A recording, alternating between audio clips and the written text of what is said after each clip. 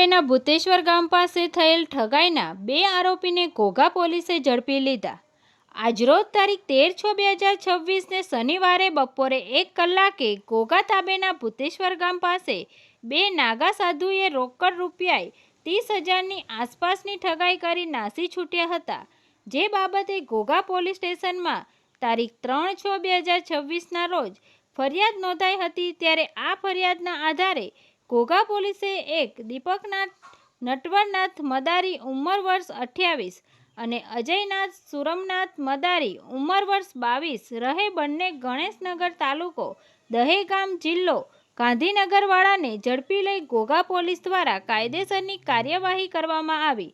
તંત્રી મહેબૂબ રફાઈ સાથે news reader Sneha Patel, Tapasvi Gujarat news, Ghogha.